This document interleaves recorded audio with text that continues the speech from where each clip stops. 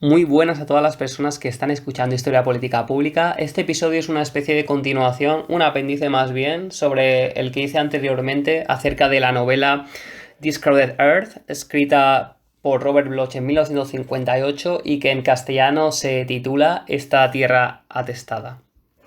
En ese sentido, en este episodio únicamente quería mencionar algunas frases que había subrayado de mi lectura para mostrar un poco la ideología que trata de imprimir Robert Bloch en esta novela, que trata no solo ya del problema de la sobrepoblación en un nivel espacial, que es una de las principales tesis, sino también cómo eso puede influir en la mentalidad de las personas, en la clase política y las diferentes soluciones que tratan de darse para tratar de solventar ese problema. Una de las primeras cosas interesantes que menciona Harry Collins en el primer episodio es la siguiente, y esta es la cita directa.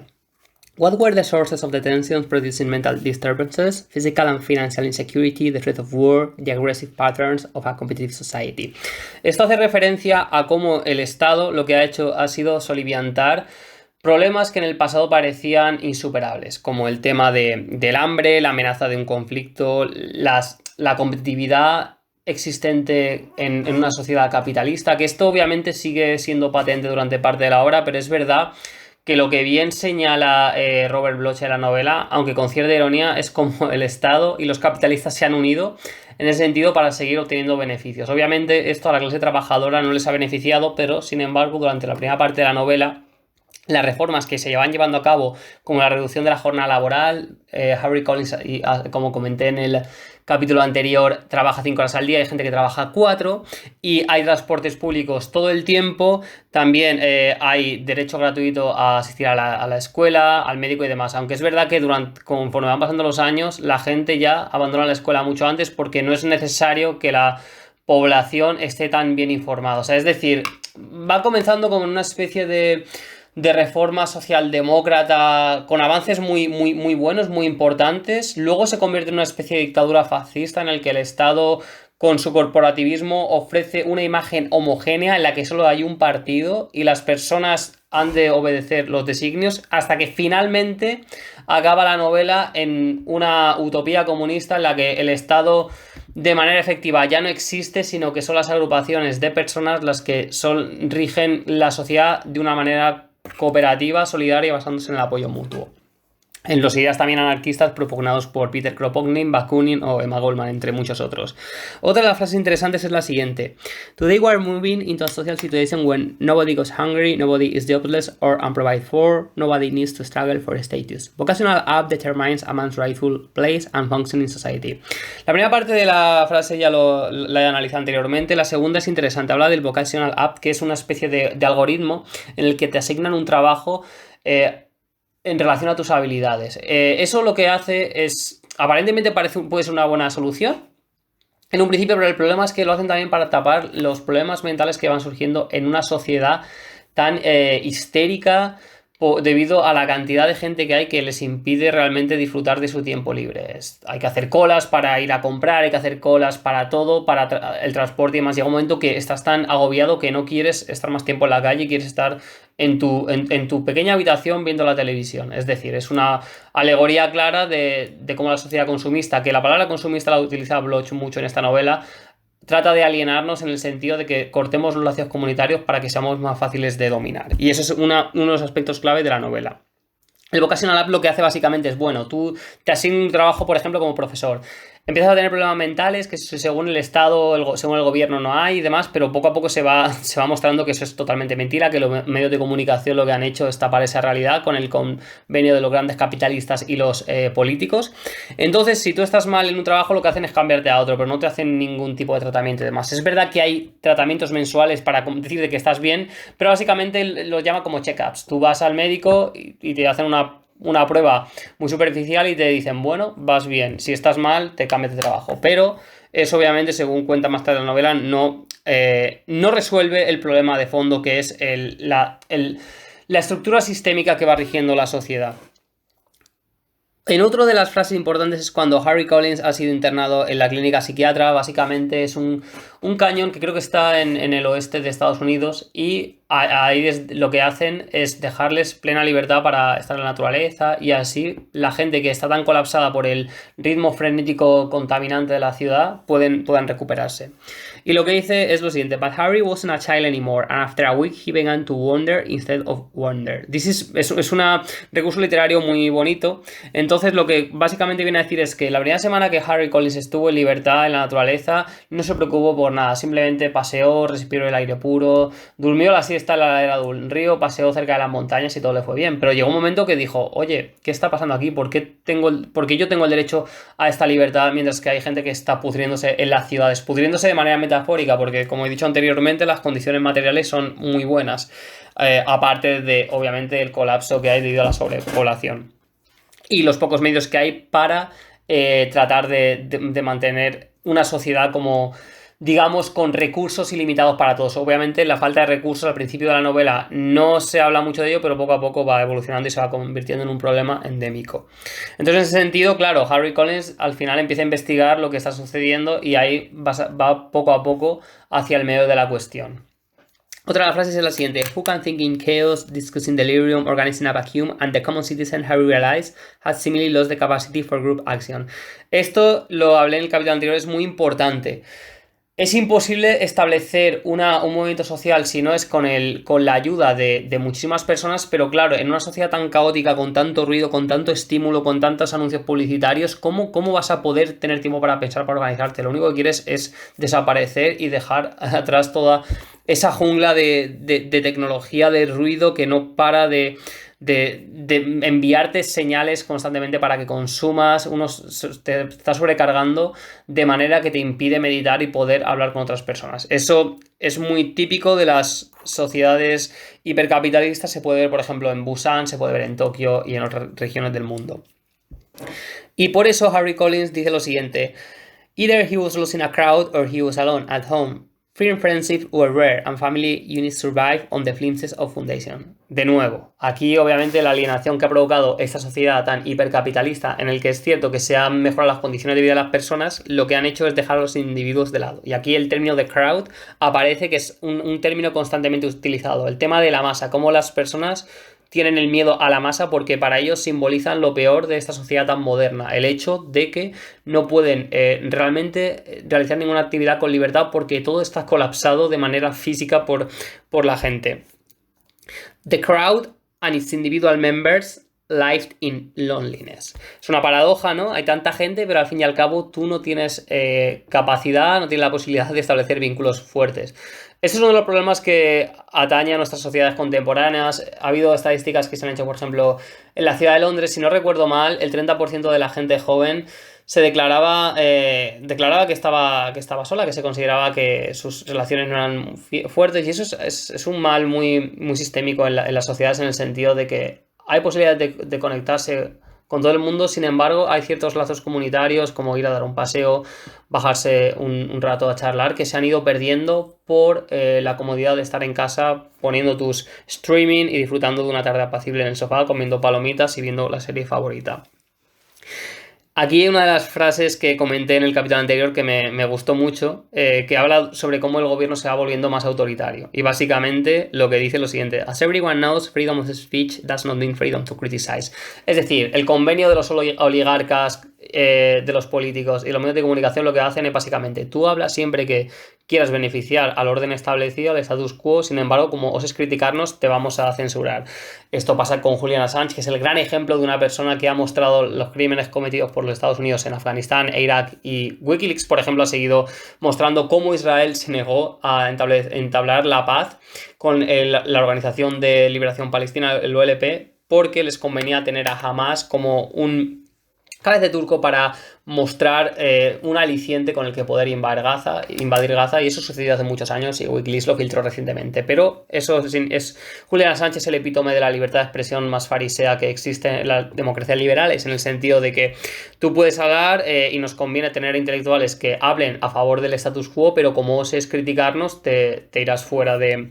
No hace falta que te encarcelen como a Julian Assange, que es el caso quizá más ilustrativo de las sociedades contemporáneas, al menos en el norte global, pero lo que pueden hacer es no publicarte libros, no darte visibilidad de los medios. La escritora Adani Asibli, que aquí tengo su libro en la mano, lo que viene, su caso es muy interesante porque básicamente ganó uno de los premios en Alemania, pero no le dieron el premio porque su libro, básicamente, que se llama Un detalle menor, critica la ocupación israelí en Palestina, y precisamente ese tema hoy en día no conviene sacarlo en el mainstream media, pero los autores internacionales firmaron una carta para que se le entregase el premio, mostrando que siempre hay espacio para la disidencia y la auténtica libertad de expresión. Otra de las frases que escribe Robert Bloch en el libro This Crowded Earth is: "They wrote about civilization dominated by advertising and mass motivation techniques". Esto es más de lo que he hablado, básicamente cómo el tema de las agencias publicitarias básicamente van creando en el imaginario colectivo un estado mental que favorece los intereses de las clases dominantes. Otra frase es: "No modern day Machiavelli has hauled you in to play cat and mouse games with you, and no futuristic Freud has bothered to wash your brain or soft your subconscious". Es una referencia a Maquiavelo y a Freud, como estos autores que tuvieron tanta influencia en su día, ha llegado un momento que la sociedad ha avanzado tanto que no tienen tanta repercusión como la tuvieron durante muchísimo tiempo, ¿no? Especialmente Maquiavelo, que es un autor del siglo XVI, pero incluso Freud también, apareciendo en el XIX y el XX, tuvo una gran influencia en el estudio del psicoanálisis. Otra de las frases es la siguiente, y esto no lo dice Harry Collins, lo dice en una conversación entre Eric Donovan y otra persona que básicamente no llegan a conocerse nunca con Harry Collins, pero hablan de cómo la sociedad se ha ido degradando y está sumida en un estado de guerra tremendo. Este es el año 2031. "All if we are stupid as Goliath was. All if we wear our telescreens like invincible armor and pay no attention to the slingshot in David Hunt". Hacen la metáfora de la lucha de David contra Goliat. David, en esta novela, representa para ellos los Yastics, las personas de pequeña estatura, y Goliat son ellos. Goliat son los hombres que les doblan en tamaño, pero como se están quedando en minoría, están siendo reprimidos por los Yastics. Y hablan de cómo poder derrotar a sus opresores. Y básicamente lo que dicen, no podemos. David ganó a Goliat una vez, pero eso fue porque le tiró la piedra con la onda. Entonces Goliat fue muy estúpido para creerse más fuerte que David y por tanto menospreciar a su rival, que es algo que ellos no pueden hacer. Ellos son mucho más fuertes físicamente en una pelea con sus rivales, pero obviamente los otros, que son mayoría y han ocupado han ocupado los edificios, diferentes fábricas y demás, pueden derrotarles fácilmente. Entonces es una metáfora que me pareció muy interesante para ilustrar cómo la sociedad va avanzando. Aunque es cierto que en ese sentido es el conflicto entre naturalistas y Yardstick, que básicamente es una de las partes cínicas de la novela, que viene a decir que ambas son igual de opresoras y finalmente la guerra que se libra entre ambas se termina prácticamente a gran parte, aunque sí que es verdad que los Yardstick al final acaban ganando el conflicto. "In the old science fiction journals I used to write, a group like this would have been able to prevent the revolution. At the very least, it will decide who won, if fighting actually broke out". Esta me gusta mucho porque Harry Collins habla con un escritor de ciencia ficción del libro, y básicamente el escritor de ciencia ficción critica todas las obras de ciencia ficción que se escribieron en los Estados Unidos, no hasta el 58, que es cuando se publica la obra, sino hasta el 99 o el 2000. Porque lo que va pasando es que, claro, el actor se imagina que se van escribiendo obras de ficción, de ciencia ficción, en las que siempre hay una lección moral al final, siempre hay una manera de detener lo inevitable. Pero es que en esta novela la crítica es lo siguiente: nosotros no somos héroes, nosotros tenemos que adaptarnos a circunstancias establecidas y realmente no hay una solución que se vaya a conseguir. Vamos a intentar a ver qué podemos ir haciendo entre todos, ¿no?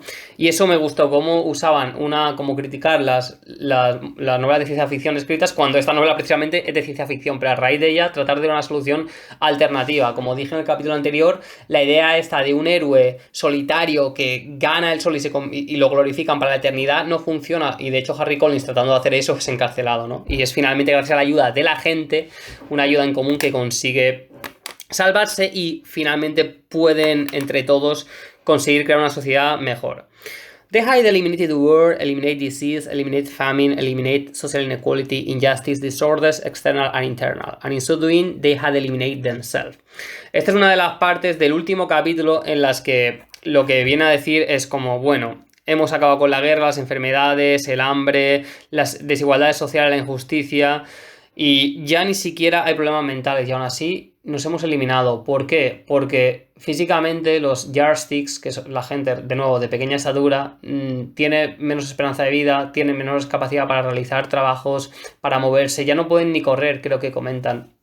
Entonces, en ese sentido, van a exterminarse ellos mismos. Pero, claro, si esto fuese el final de la novela, dirías, bueno, Robert Bloch ofrece una imagen muy pesimista del ser humano, como es imposible que nos salvemos aunque colaboremos entre todos, porque siempre va a haber algo que nos vaya a privar de alcanzar un estado, digamos, una sociedad, podríamos considerarla utópica. Utopía en el sentido del que... en el que Moore utiliza el término en su novela de 1516 cuando publica sobre la isla que se llama Utopía. Moore, que fue Thomas Moore, el que fue prácticamente la mano derecha de Enrique VIII y finalmente fue ejecutado por él por no cambiarse a su religión protestante anglicana. Entonces, en ese sentido, parecería que el final sería desesperanzador para las personas que confiamos en que hay una solución, que hay un camino alternativo al régimen vigente, ¿no? Pero más adelante eso va cambiando y en la conversación final entre Little John y Harry Collins hablan de... Harry Collins le cuenta que el plan que tenían para exterminar a todos los Yardsticks y llevar a cabo el cometido final, actuar como salvadores a aquellos que habían huido de la civilización durante mucho tiempo, hasta que finalmente se da cuenta de que no, de que los Yardsticks lo habían hecho bien y estaría perfecto ayudarles a reforzar la idea de esta sociedad y ofrecer sus conocimientos. Pero Harry Collins dice una cosa que me parece muy interesante. Dice, nobody was ever to blame for anything, nobody was ever responsible, that's what they always told me. Él utiliza así varios ejemplos.